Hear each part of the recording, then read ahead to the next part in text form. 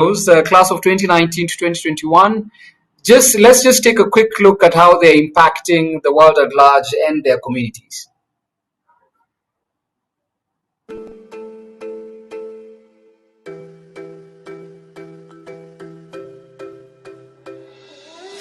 My name is Eric Lonti Yimagu. I am a postdoctoral research fellow at the Global Diabetes Institute at Albert Einstein College of Medicine in the United States. Essentially, I'm doing translational diabetes research, and this is what I've been doing for the past 10 years. I was born in a small village called Bacham in the western region of Cameroon. Ever since I was a kid, I love health and medicine. I did my master in biochemistry in Cameroon, studying the link between diabetes and nutrition. And at that time in Cameroon, it was popular to believe that eating quail eggs could cure diabetes. Was it true or just a saying? So I performed a research project to test it. My paper was published showing that quail eggs did not cure diabetes at all. The consumption of quail eggs dropped significantly. I am sure those who are in the business of quail eggs are still mad at me.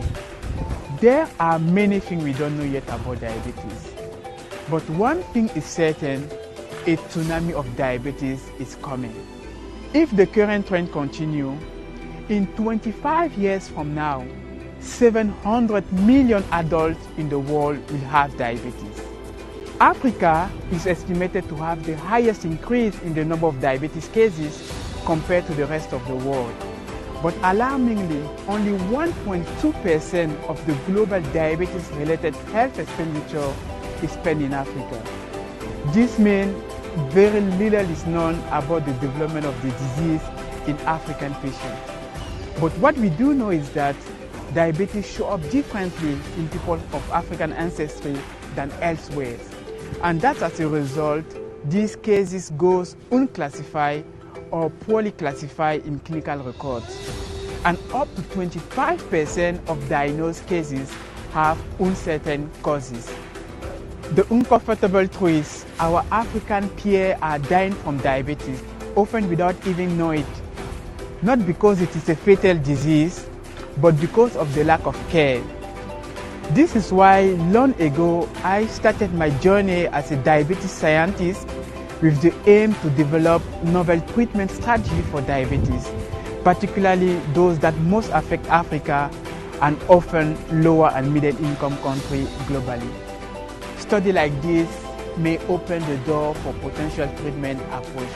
But to really come out with innovative solutions for this global diabetes epidemic, we must first better understand many more fundamentals about the different parts of this disease progression.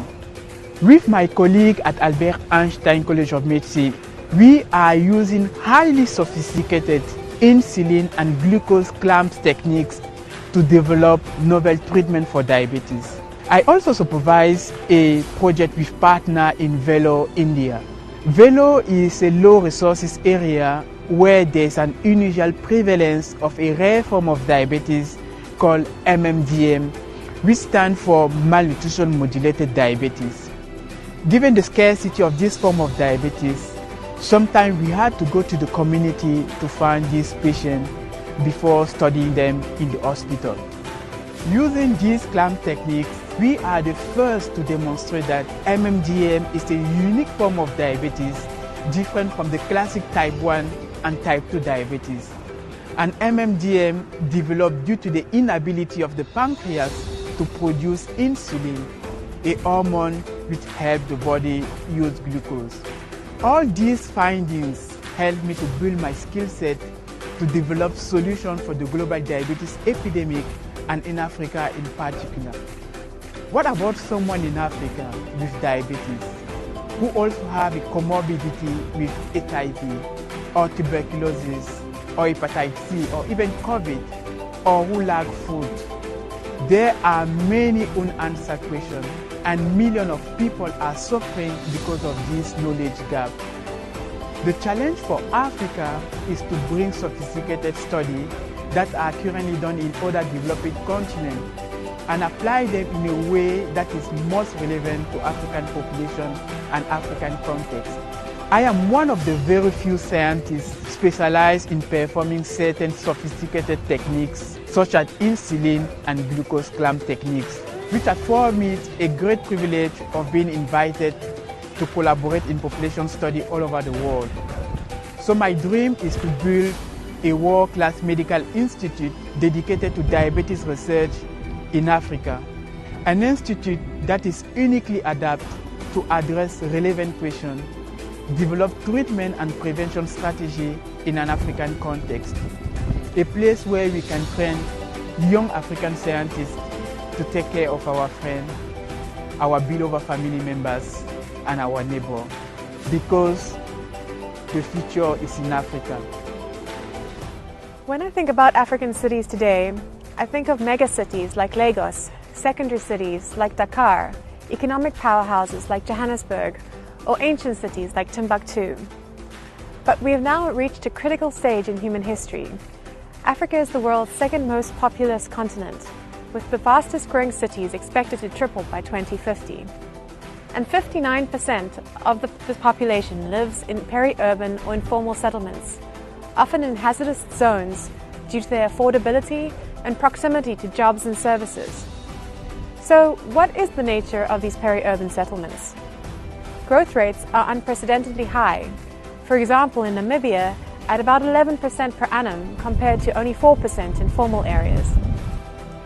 Many depend on open defecation, rigged electricity, with informal tenure. Peri-urban areas are disproportionately at risk due to climate change.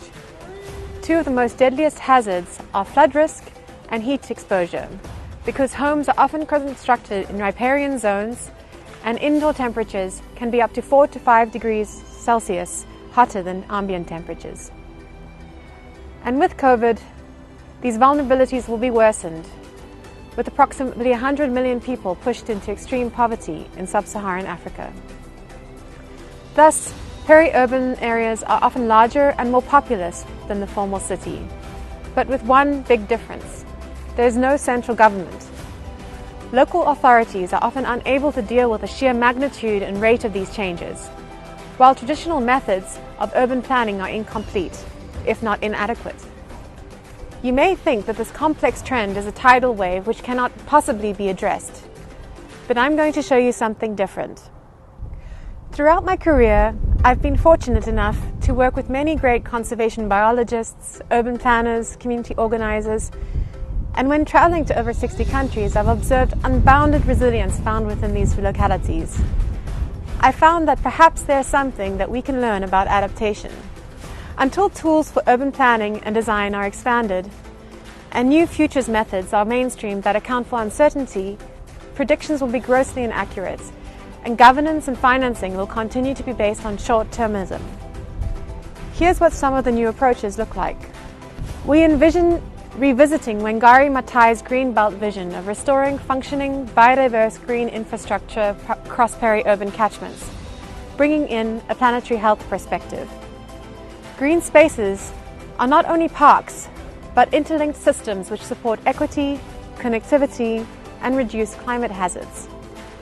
To do this, we conduct analyses across catchments, from upland mountain systems to lowland peri-urban settlements, using participatory futures tools to understand human-nature interactions. We harness big data and AI to build early warning systems. And through this work, surprising adaptations have already been shown. For example, in Havana in Windhoek, residents design open spaces to make informal settlements look more like home. Green spaces provide sport and meeting areas, food or fodder, biodiversity, and help communities adapt to climate change by reducing heat stress, using shade, or sequestrating carbon. Similarly, along the Msimbazi River Valley in Dar es Salaam and in the Cape Flats, every year homes are flooded for 3 months. When walking through the streets, it's clear that life has been adapted to this specific way of living. Ecological infrastructure provides interconnected, green spaces that are used differently across different seasons. And in Mathare Valley slums, which runs along the Nairobi River, we see a growing culture of innovation and revitalization, As residents shift from employing more generic coping strategies to flooding, such as evacuating homes, to restoring riparian buffer zones that filter water and reduce erosion. All of these examples demonstrate the kind of resourcefulness, ingenuity, and agility that can provide solutions in the absence of more formal planning. From Dar es Salaam to Windhoek, these communities have approached the design of their neighborhoods responding directly to the environmental changes that regularly arise. These areas offer examples of the kind of socio-ecological stress anticipated in more established societies. They are a looking glass into the future. As I end, I'm trying to demonstrate that climate resilience, urban planning, conservation, and human health cannot continue to be considered separately. Hi, I'm Dr. Zahir Alam, a fellow of the Next Einstein Forum. Talking cities, let alone studying it, can be a confusing affair for the youth. Often classified in the social sciences, sometimes falling in the geography, sometimes under environmental sciences, sometimes under humanities, we aren't really sure where we stand, but as we walk in uncertainty, we often clash with the STEM fields, the hard sciences that specializes in the 1 centimeter fields going 5 kilometers deep. In contrast, for us, urbanists, we often seem to go 5 kilometers wide but 1 centimeter deep. One of my mentors resumes this perfectly. Even with PhDs in the field, we are super generalist, and this is quite a humbling perspective. Our city is the underlying foundation, hosting a multitude of dimensions: energy, water, waste, culture, economy, and so many others. And we cannot fathom to understand them all. What we learn to do, on the other hand, is to try to understand how all those dimensions connect among and across each other. We work to understand our current urban patterns to hopefully achieve better frameworks through the connection of differing fields. And what's the ultimate goal in all this? To achieve higher resiliency, sustainability, and a better quality of life for people. Shakespeare probably said it best: what is a city if not the people? However, coinciding with Shakespeare's sonnet in Coriolanus was the advent of colonization and the principles of centralization in colonies around the world. Besides the markers of pain and struggles, we note that pursuing the morphology of centralization can be problematic in today's developing world. Take African countries, for example. Our infrastructures are coming to term, and local governments simply do not have the financial resources to undergo an infrastructural transformation. How then can we rethink the morphology of governance and society in the city? We need to break down our preconceived notions of centralization to better align with today's challenges and priorities. Moreover, we are facing a wicked problem, as the nature of our challenges is ever changing, and this complexity is increasing due to the interconnectedness of issues. From a structural design standpoint, centralization cannot address this complexity. It will fail every time. What do we do then? We need to break from our current agendas while tapping into adjacent fields. Doing this, we need to ensure that our ultimate goal is still observed. One solution for the infrastructural revamping in African cities, for example, is the use of fiscal mechanisms to allow the private sector to invest in infrastructures in the public realm, while recouping on the investment, probably through tax mechanisms. The same applies for cultural regeneration, boosting educational thresholds or livability indexes. The city wins by saving money, the business sector wins by obtaining better economic gains, and ultimately, the residents gain from a better quality of life. Everybody wins at a much faster pace. The challenge is to converse with people from varying fields of education, arts and culture, economics, governance, and many others to render a cohesive vision. It is challenging, but feasible. I was part of a team that designed this for Mauritius, and this is proving promising. COVID-19 is also an interesting case, highlighting preconceived notions of linear thinking. In the first few weeks of the breakout, cities and countries were in crisis mode, and at one point in time, half of the global population was under lockdown. The protocols guiding these lockdowns, however, failed to factor in cross-sectoral dimensions. Only protocols designed by health experts to prevent the spread of the virus were present, irrespective of its urban impacts. This, of course, is understandable. Health over economics. The result, however, led to an impromptu barricades as city dwellers switched to survival mode.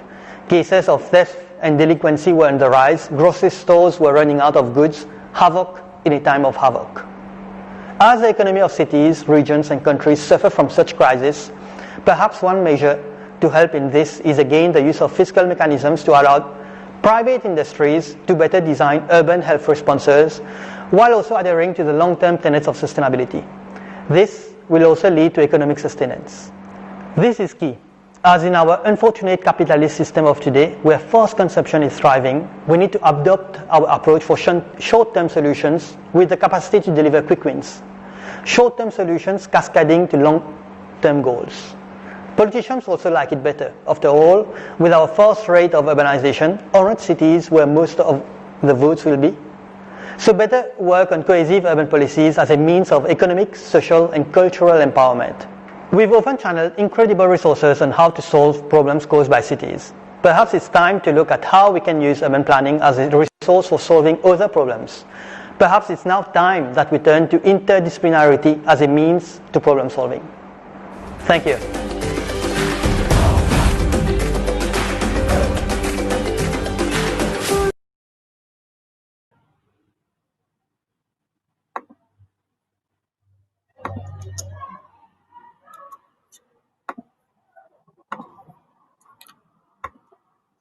Alrighty then, that was the NEF Fellow Spotlight session 4.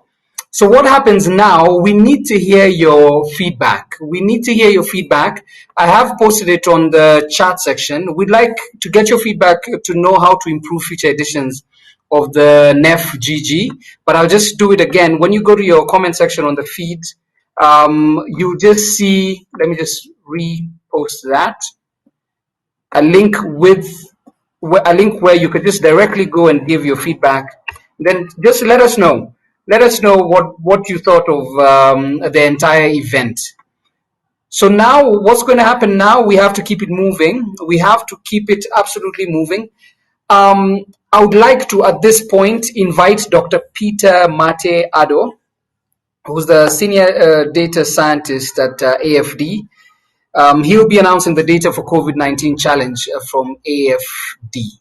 So I'd like to know whether he's on. Yeah, Dr. Peter. Dr. Peter is on. If you just switch on your camera. Right. Nice. We see Great. you. Yeah. Can you hear me also? Yes. We can hear you. Perfect. You look like you're in a very good mood. Oh, thanks. It's good. Thanks so much, George. I was wondering whether I can share my screen, probably.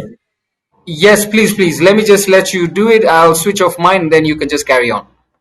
Awesome.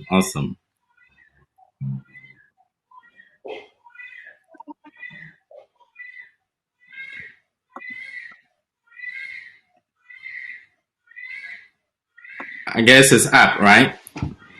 Not yet. It's really reassuring to see senior data scientists taking a bit more time to share this. It's very reassuring to the rest of us. Exactly. I don't know if the slides are up. No, they're not. They're not yet up. Oh. Let me see. Or I should let you rather do the sharing. You could just keep trying if you'd like me to ask you a few questions as we continue. Yes, that's fine with me. Can you multitask? Yes. Okay, so let me know whether it's up. Not yet. Okay. It hasn't shared yet. Okay. Don't worry, we'll wait for you. I could just let people know, and let me just let people know about what the program is. So immediately we have the presentation from Dr. Peter Mate. He's the one on screen, senior data scientist at AFD. Then a bit later on, we will have the parallel session 1. This is our second last session before we wrap up the entire event. Can you imagine? So breakout session 1 will be the contribution of mathematical sciences in supporting robust disease prevention and modeling in Africa. For that, we'll have the Professor Mohamed Mustafa Fall, President of AIMS Senegal. And then breakout session 2 will be disruptive thinking for resilient educational systems. And the moderator will be Anne-Marie.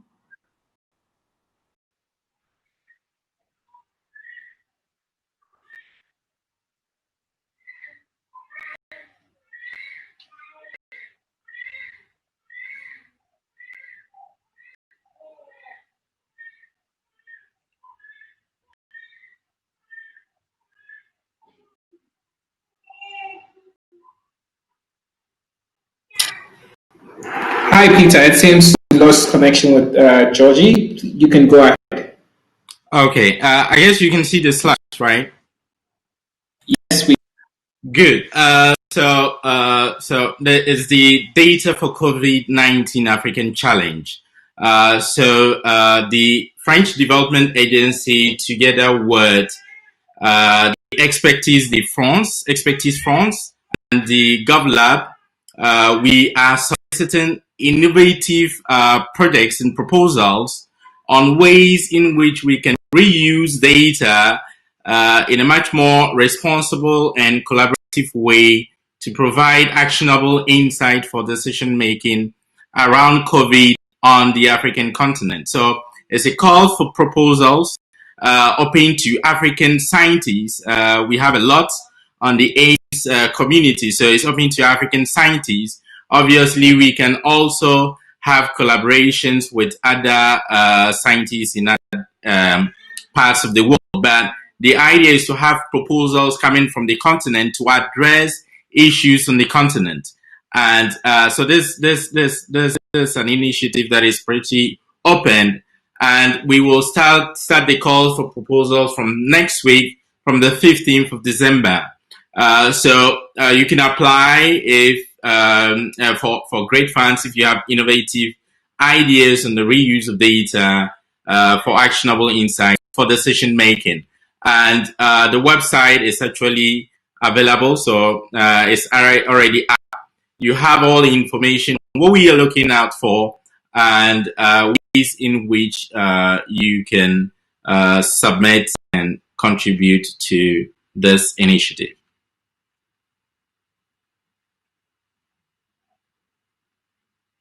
Thank you.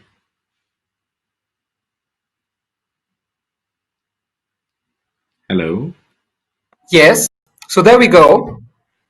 That's particularly it. So would we want to set up to put the link as well in the chat, or that one should be up? So datachallenge.africa/index.html, right? Yes. If you'd like, you could also put it on the chat as well. Oh, there we go. Dr. Sarah Suleiman. Perfect. Yes. Perfect, so we're perfect. good. Dr. Sarah, I'm here. Okay. So I think we can jump out then. We'd like to make sure that everything flows very smoothly. I'm seeing the internet is trying to embarrass us. Don't worry. We have parallel session 1. I had mentioned it before.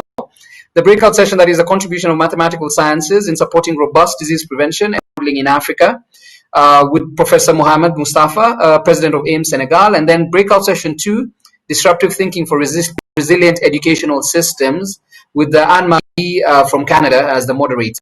So I just need to let you know that we have shared a link in the chat. We invite all of you to take a minute to just click on the forum and just let us know what exactly you think can be improved or what you think can help move everything forward. So at this point, please, we look like we're doing well with time. Yes, we look like we're doing quite well with time because that was 2:35. All right, I think we could just jump. No, we are not. Let's go into 3:15. Let's look at that. Yeah, should be fine. So 4:15. Let's jump into the lounge. Just connect as much as possible with as many people as possible, and then we'll come back to have breakout sessions. Peter, is there anything that we are missing out? No, thanks so much. And I look forward to great proposals from the AIM scientific community. Yeah, thanks. Hi, Georgie. Just a quick one. Yes, the sessions are about starting. All right, it's about start. Okay, so let's all move to the session. Then we'll come back, have something else, and then we'll wrap up at the end. We're nearing the closing ceremony, which also has some very interesting remarks as well. So let's all move there kindly.